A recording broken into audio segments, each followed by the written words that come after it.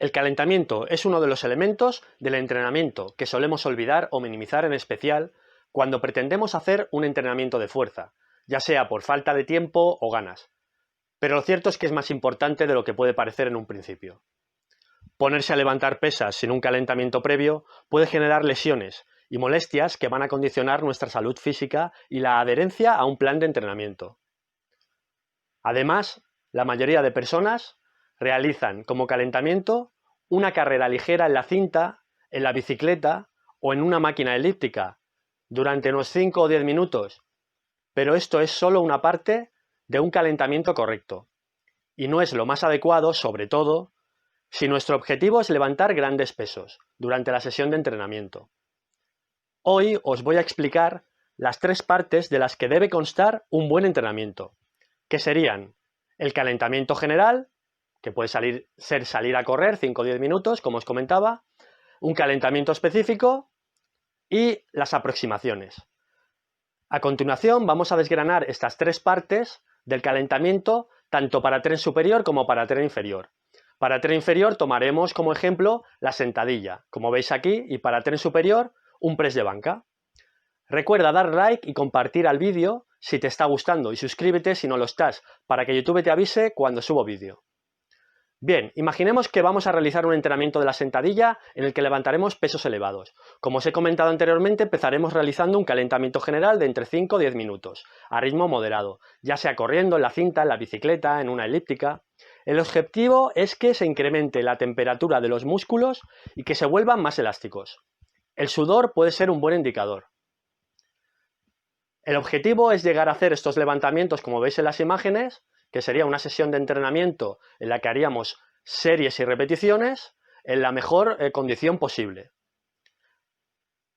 Después pasaríamos a un calentamiento específico, aquí ya lo veis, donde empezaríamos por trabajar la movilidad de las articulaciones implicadas en el movimiento. En este caso haremos una sentadilla, entonces trabajaremos la movilidad de los cuádriceps, de los isquiotibiales y el gemelo, para mejorar el movimiento de las articulaciones del tobillo y la rodilla. Y lo haríamos, como veis aquí, con el foam roller.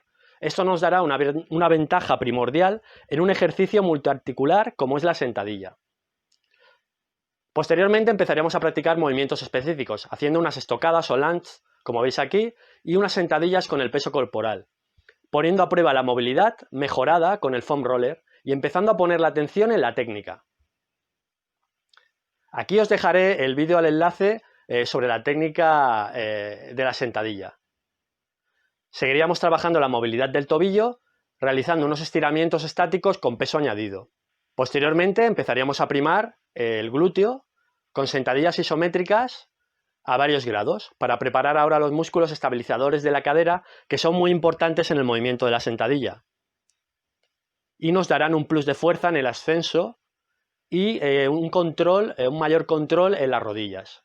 Tras primar los músculos del glúteo, los músculos de la cadera, los músculos que controlan la rodilla en el ascenso, llegaríamos a la parte que yo creo que es tal vez la más importante, la del core, la del powerhouse. Realizaremos aquí los ejercicios del McGill Big 3. Te dejo aquí el enlace del vídeo que hice explicando cómo deben hacerse estos ejercicios y empezaríamos por la plancha lateral, como veis aquí.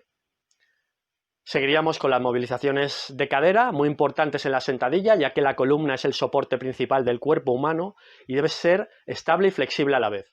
A esto seguiría el Bird Dog, en el que trabajamos el transverso y prestaríamos especial atención al equilibrio y a la postura.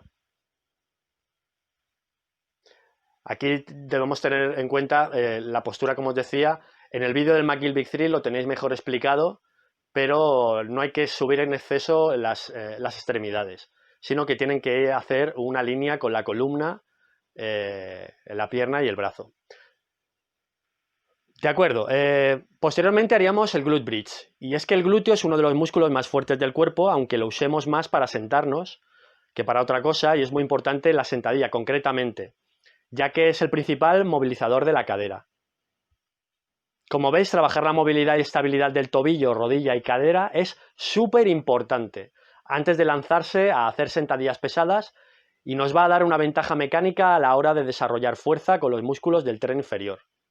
Por último, pero no menos importante, el curl up. apretando los músculos del recto abdominal y preparándolos junto a la respiración para ejercer un colchón alrededor de la zona media, que ejerceremos con una presión intraabdominal. ¿De acuerdo? Esto también os he explicado en los vídeos de la sentadilla, que os dejaré por aquí. Está mucho mejor explicado. Llegamos a la tercera parte del calentamiento, donde empezaríamos con las aproximaciones.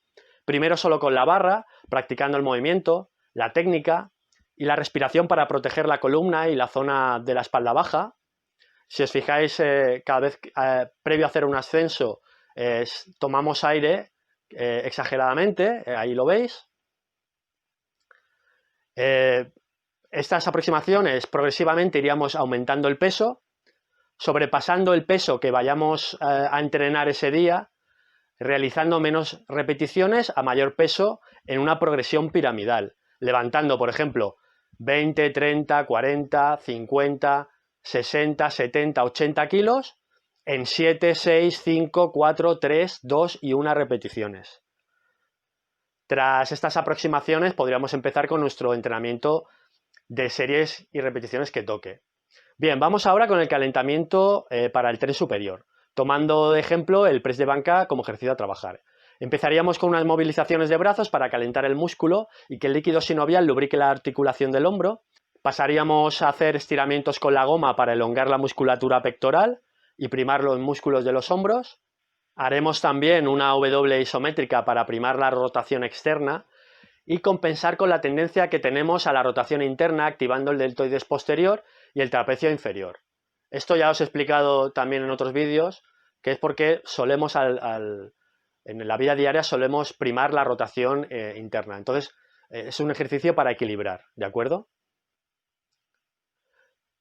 Siguiendo con la rotación externa, hacemos un remo con una rotación externa y un press isométrico para trabajar la estabilidad del hombro y del manguito rotador, supraespinoso, infraespinoso, etc., que es básica para trabajar ejercicios del tren superior, sobre todo si estos ejercicios se hacen por encima de la cabeza.